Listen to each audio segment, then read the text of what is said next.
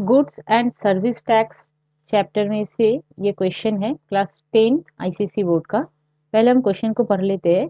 N article is marked at ₹15,000, मतलब कोई एक आर्टिकल है जिसका मार्क्ड प्राइस लगा हुआ है 15,000।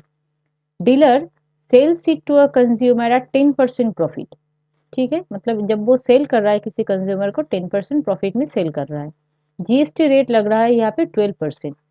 अब फाइंड आउट करना है, यहाँ पे 3 क्वेश्चंस गिवन है। Selling price of the article excluding tax, amount of tax paid by the consumer, मतलब कंज्यूमर ने कितना टैक्स पेमेंट किया है, और लास्ट है total amount paid by the consumer. ठीक है, तो वन बाय वन इसको हम सॉल्व करते हैं। तो पहले यहाँ पे हम क्वेश्चन नंबर 1 को सॉल्व कर लेते हैं। यहाँ पे निकालना है सेल्स प्राइस। सेल्स प्राइस का फॉर्मूला क्या होता है? Mark price plus mark price के ऊपर हो जाता है आपका प्रॉफिट परसेंट, है ना। ये बेसिक कैलकुलेशन है, क्लास 8 में ही हम लोगों ने इसको पढ़ा है। तो अब यहाँ पे मार्क प्राइस है 15,000, ठीक है, उसके साथ हम ऐड करेंगे 15,000 के ऊपर 10% का profit.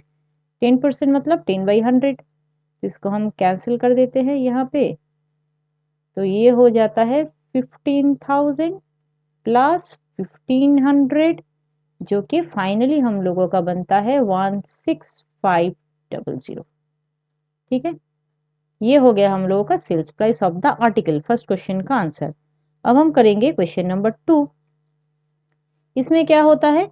The amount of tax under GST paid by the consumer. तो यहाँ पे हम लोगों का टैक्स निकालने के लिए बोला गया है।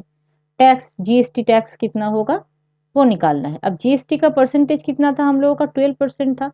तो टैक्स हमेशा सेल प्राइस के ऊपर कैलकुलेट होता है। ठीक है, तो यहाँ पे टैक्स कितना होगा? Sale price into GST percentage. ठीक है, तो सेलिंग प्राइस हम लोगों का है 16,500 और उसके ऊपर जीएसटी है 12%, मतलब 12/100। ठीक है,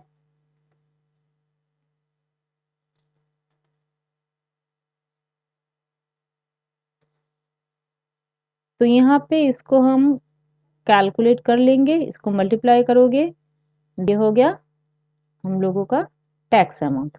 अब नंबर 3 का क्वेश्चन क्या है? नंबर 3 में टोटल अमाउंट पूछा है ना, टोटल कितना कंज्यूमर जो प्रोडक्ट को खरीद रहा है वो टोटल अमाउंट कितना पेड करेगा।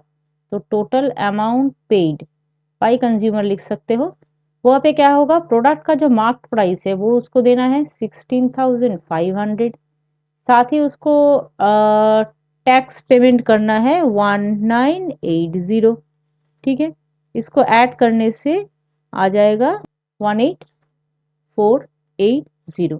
ठीक है, तो ये हो गया हम लोगों का फर्स्ट क्वेश्चन का आंसर।